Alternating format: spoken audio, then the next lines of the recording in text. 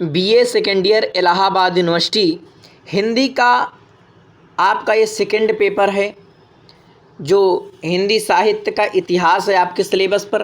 तो इस पर कौन कौन से प्रश्न महत्वपूर्ण हैं और ये जो 2023 पर आपका प्रश्न पत्र आया है, देखिए यहाँ आप देख सकते हैं एग्जामिनेशन।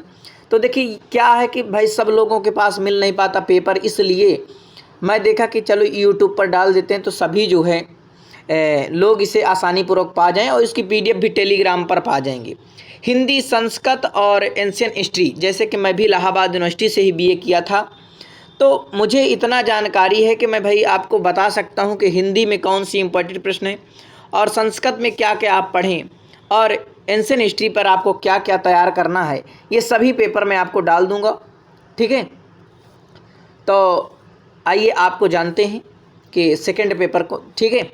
तो देखिए पहले आप निर्देश पढ़ना, आपको 5 प्रश्नों के उत्तर दीजिए, सभी प्रश्नों के अंक समान है। हिंदी साहित्य के ये प्रश्न हर बार आता है, तो पहला प्रश्न आपको तैयार ही कर लेना। हिंदी साहित्य का काल विभाजन एवं नामकरण के विद्वानों ने भाई किस काल को कौन सा नामकरण दिया और अपने अनुसार उन्होंने क्या विभाजन किया। रामचंद्र शुक्ल विक्रमी संवत मान रहे हैं, ठीक है। तो इस प्रकार से आपको हजारी प्रसाद द्विवेदी क्या बता रहे हैं, डॉक्टर राम कुमार वर्मा क्या बता रहे हैं, ठीक है। तो अपने हिसाब से आपको जो विद्वान जो चीज़ बता रहे हैं उसका जो है आपको बताना है। फिर इसके बाद देखिए आपको सिद्ध साहित्य की प्रवृत्तियाँ पढ़ना है। अब ये जितनी भी प्रवृत्तियाँ पढ़ी हुई हैं आपको प्रवृत्तियाँ याद नहीं करना है। प्रवृत्तियों की एक मैं जो है ट्रिक बनाया हूँ, तो अभी आप पेपर देख लीजिए, फिर जैसे ही आप कहेंगे कि भाई हमें इसकी पीडीएफ चाहिए, प्रवृत्तियाँ चाहिए या जो भी आपको नोट्स चाहिए, जो हम नोट्स बनाए थे बहुत पहले, और आपको जो कैसे आपको लिखना है इलाहाबाद यूनिवर्सिटी में, जैसे आपका पहला पेपर बिगड़ गया है या आप फर्स्ट ईयर में कम नंबर पाएँ तो आप कैसे ज़्यादा स्कोर करें, इसके बारे में भी हम चर्चा करेंगे, बस आपको जुड़ जाना है। तो सिद्ध साहित्य की प्रवृत्तियाँ हो गई। सगुण भक्ति साहित्य की विशेषताएँ, सगुण एवं निर्गुण। तो सगुण भक्ति यानी कि जो है आपको सगुण में वही आपको लिख देना है कि यानी तुलसीदास का, ठीक है। निर्गुण में कबीरदास आ जाएंगे आपके। अब देखिए संत साहित्य का मूल्यांकन कीजिए, संत साहित्य में आपके यही आ जाएंगे कबीरदास।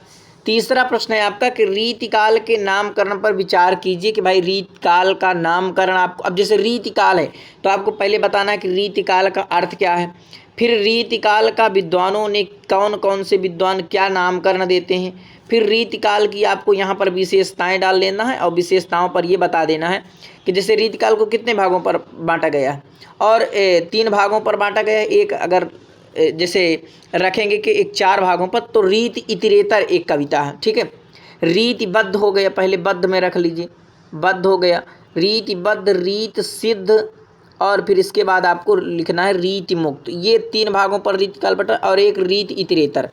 तो आपको क्या करना है कि रीतिकाल का किन विद्वानों ने कौन सा नामकरण दिया, रीतिकाल का क्या अर्थ है, 3 भागों पर बांटा गया। अब तीनों की अलग अलग विशेषताएं, रीतिबद्ध का कौन सी रचना होती है, रीत सिद्ध कौन सी रचना होती है, और रीत मुक्त यानी रीत से हटी हुई, रीत से मुक्ति पाई हुई रचना, और रीति इतरेतर, ठीक है। ये वीर परख रचनाएं हो। तो आपको किस प्रकार से लिखना मैं आपको बताऊंगा, पहले पेपर देख लीजिए। रीतिकाल के नामकरण पर विचार कीजिए। अब देखिए ये आपसे पूछा है भारतेंदु युग की संवेदना पर विचार कीजिए। छायावाद की प्रवृत्तियों को स्पष्ट कीजिए। अब ये छायावाद की प्रवृत्तियाँ इस साल आ गया जैसे आपके 2023 में, लेकिन यहाँ आप जो है प्रगतिवाद, प्रयोगवाद भी पढ़ सकते हैं, बहुत ही इंपॉर्टेंट है और आपको बहुत अच्छा नोट्स मैं दे दूँगा, ठीक है।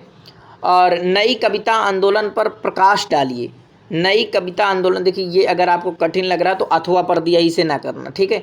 अब 5वें प्रश्न पर हिंदी कहानी के विकास पर निबंध लिखिए, अथवा हिंदी उपन्यास के उद्भव विकास को स्पष्ट कीजिए। फिर देखिए अथवा है, अथवा निम्नलिखित में से, अगर देखिए अभी इस प्रश्न को समझ लीजिए, नहीं आप समझ नहीं पाएंगे। 5वां प्रश्न पर क्या लिखना है, आपको आ जाए तो कहानी के विकास पर निबंध लिखना है, अगर नहीं आ रहा तो आई नीचे आ जाइए। हिंदी उपन्यास के उद्भव विकास को स्पष्ट कीजिए, अब ये भी नहीं आ रहा, चलो इसे भी दोनों को छोड़ दो, कोई बात नहीं। अब फिर अथवा दिया है। अब इन दोनों को छोड़ने के बाद अब देखिए यहाँ निर्देश पढ़ लीजिए। निम्नलिखित में से किन्हीं 2 पर टिप्पणियाँ लिखना है। तो अगर वो 2 प्रश्न आप नहीं किए हैं, अगर 2 प्रश्न नहीं किए तो यहाँ पर आपको 2 टिप्पणियाँ करना है। नाथ साहित्य बता दीजिए क्या है, राम काव्य परंपरा में तुलसीदास बता दीजिए। अब देखिए रीतिबद्ध कविता क्या है, या आत्मकथा साहित्य क्या है, नवजागरण और हिंदी साहित्य। तो इस प्रकार से आपको ये जो 3, 2, 5 टिप्पणियां हैं, तो 5 टिप्पणियों पर आपको 2 टिप्पणियां करना है, तो आसानी पूर्वक जो है आप कर ले जाएंगे। ठीक है, कोई दिक्कत इस पर जो है नहीं है। अब देख लीजिए कौन कौन सी इंपॉर्टेंट प्रश्न है। तो पहला आप हिंदी काल विभाजन नामकरण पढ़ लेना।